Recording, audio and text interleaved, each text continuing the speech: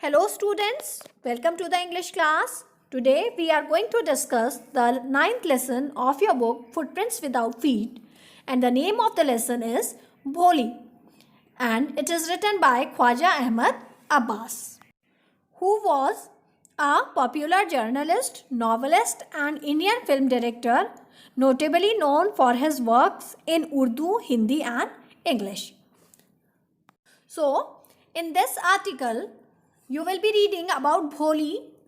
Summary: Bholi is a work by Khwaja Ahmad Abbas. As I have told you, he was an Indian film director, screenwriter, novelist and journalist. He did his work in Hindi, Urdu and English languages. And this story is about a girl named Bholi who had fallen off a cot in the head. Means, this story is of a simpleton Sulekha who from her very childhood been neglected by one and all, and how education turns a submissive, demure girl into a confident and aware girl has been beautifully depicted by the story. Now let us see the story. Thus, some part of her brain, means Sulekha's some part of her brain was damaged and she remained a backward child. She stammered and also had poke marks on the face. Everyone made fun of her. However, her life changed when she started going to school. A kind-hearted teacher encouraged her and she overcame her problem of stammering. Moreover, when she was asked to marry in exchange for dowry, she refused. She said that she would not marry a greedy person. On the contrary, she will serve her parents in their old age and teach in the same school where she learned so many good things. Now, let us see the story in brief. Students, this story is about a girl, Bholi, whose real name was Sulekha. She suffered from some brain damage and thus used to stammer. Moreover, she suffered from the disease of smallpox which left poke marks on her face. This made her look ugly. Thus, due to her dullness and ugly face, people made fun of her. So, students, Bholi was named Sulekha by her parents at the time of her birth, but when she was merely 10 months old, baby Sulekha fell off the cot. Cot means the bed, head first, which damaged a part of her brain. As a result, Sulekha stayed a backward child. She came to be known as Bholi the simpleton. Bholi was the youngest of the 7 children born to Ramlal, a nambardar by profession. He was prosperous, so his family was well taken care of. All the children were both mentally and physically strong and healthy except Bholi. When Bholi was born, she was pretty like her sisters. But when she turned 2, she suffered from smallpox. Her entire body except her eyes was permanently damaged by deep black poke marks. Unlike other children of her age, Bholi did not speak until she was 5 years old, and when she started speaking, she stammered. Bholi became an object of everyone's ridicule, especially the children who would mimic her. This made Bholi talk very little. Also, people called her Bholi as she remained a backward child. Ramlal had 7 children, as we have discussed earlier also, 3 sons and 4 daughters. Bholi was the youngest of all daughters. All others were healthy and strong except Bholi. They would also worry about her marriage. Students, as we know that Bholi had 6 siblings, 3 brothers and 3 sisters. Her brothers went to school and later on to colleges for higher studies. Her sisters were healthy and good-looking girls and were married off. Bholi was 7 when her immediate elder sister got married. Almost burden-free, Ramlal only had Bholi to worry about. The thought that no one would marry Bholi scared Ramlal. One day, Tehsildar Sahab came to perform the opening ceremony of a primary school opened in the village.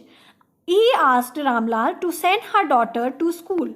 However, Bholi's mother was not in support of sending her to school, yet she agreed. So, a primary school for girls opened in the village when Bholi was 7 years old.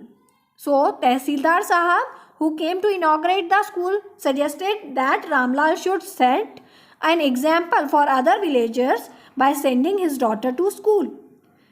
Although his wife was against it, then also Ramlal could not disobey the honorable Tehsildar. Therefore, they decided to send Bholi to school since both her parents agreed that Bholi was a backward child and ugly to look at. They wanted to get rid of her, and sending her off to school seemed the right way out. At first, Bholi was frightened to hear about school.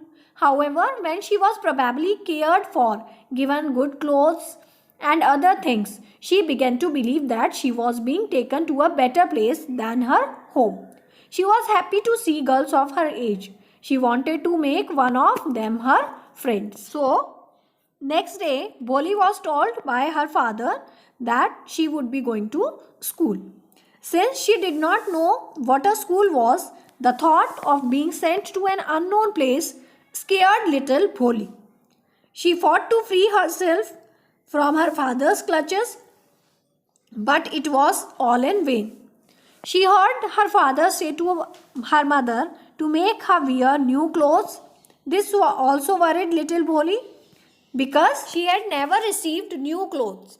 She only wore her sister's hand-me-downs, which no one cared to wash or mend. Her so-called new dress she was going to wear to school next day was also an odd dress belonging to her sister Champa, who had outgrown it. It was only after Bholi was bathed and washed and her dry and matted hair was oiled that she understood that she was going to a place better than home. Terrified of the new environment she was dragged into, Bholi quietly observed everything that was around her. She noticed that there were many rooms in the building, and in each room girls of her age were sitting on mats on the floor. Some of them were reading from books, others were writing on slates. She was made to sit in a corner on one such classroom.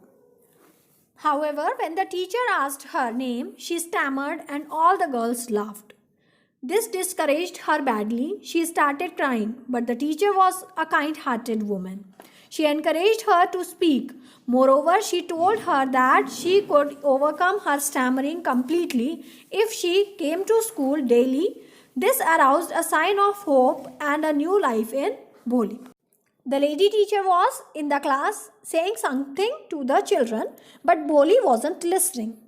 The walls in the classroom had some colorful pictures of birds and animals which caught Bholi's attention. They looked so real. She hoped that at least one of the many girls going to this school would become her friend. Bholi was lost in her thoughts when she noticed her teacher standing close to her. Her teacher was smiling. She asked Bholi what her name was. But Bholi could only stammer, unable to utter her own name, fearing that she would be made fun of by her classmates. Bholi covered her face and started crying. Soon, school was over and all the students left the classroom. When Bholi was alone with her teacher, the teacher summoned Bholi to the front of the classroom and once again asked her name. The teacher had a soft and soothing voice. No one had ever spoken to Bholi like that in her life, not her parents. She was touched by the kindness with which her teacher spoke to her. Conscious of her stammering, Bholi tried to say her name. Surprisingly, instead of making or mimicking her, Bholi's teacher encouraged her to pronounce her full name. It felt like an achievement to Bholi to be able to say her full name, but more so because her teacher praised her effort and patted her affectionately. She also told Bholi not to fear anything. Doing so would help her speak like everyone else. Bholi's teacher asked her to come to school every day and promised her that if she did, she would learn to read in a month's time. She showed Bholi a picture book and said, when a when Bholi learned to read, she would give Bholi bigger and bigger books to read. The more she read, the more knowledgeable she would become, and the more knowledgeable she become, the lesser she would be made fun of. So Bholi's teacher told her that the people would respectfully listen to her and she wouldn't stammer even once. This gave Bholi a new hope for life. Years passed, the village became a small town. Moreover, the little primary school turned into a high school. Other improvements have also taken place. A marriage proposal came for Bholi. It was from a lame old man whose children were also grown up. However, Ramlal and his wife agreed as he was well settled. Time passed and the village saw many developments taking place. Bholi too had grown up and a marriage proposal came to her way. The prospective groom, Bishambar, was a shop owner in the neighboring village. He was a well-to-do man with his own house. Above all, he had not demanded any dowry. The man was in his late 40s and limped. He was a widower and had grown-up children from his first marriage. Since Bishambar Nath was from a different village, he was not aware of Bholi's drawbacks. On the evening of their wedding, Bholi's sisters were envious to see the pomp and splendor at their sister's wedding. However, when the groom was about to garland the bride, a woman slipped the veil from the bride's face. Bishambar refused to marry such an ugly girl without a dowry. Ramlal managed the amount. So students, as we know that Bishambar Nath was from a different village, so he was not aware of Bholi's drawbacks. So on the evening of their wedding, when Bishambar Nath was about to put the wedding garland around Bholi's neck, he stopped in shock the moment he saw Bholi's face.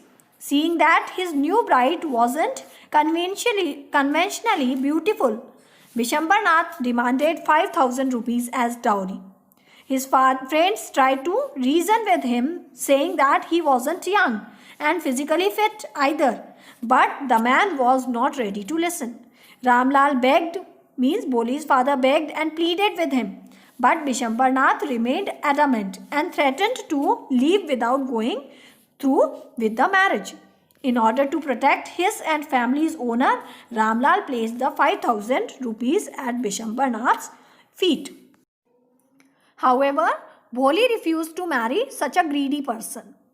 People were startled to see her speaking without stammering. The groom returned back. Bholi told her father that she would serve him and mother in their old age. Furthermore, she will teach in the same school from where she learned so many good things. So, finally, when Bishambar Nath agreed to continue with the wedding and this time started to put the garland around Bholi's neck once again, he stopped in complete shock. Bholi snatched and threw away the garland from his hand and glared at him with pure contempt. Bholi, in a loud and clear voice, without fear and stammer, said to her father that she at any cost would not marry a mean, greedy and contemptible man like Bishambar Nath. Others tried to quieten her by calling her ugly, shameless and dumb cow. Ramlal reminded her how dishonorable it would be for the family if Bholi did not get married that night. But Bholi stood her ground and refused to marry Bishambar Nath. To her, her family's honor mattered a lot, but it was also a matter of her own honor and self-respect.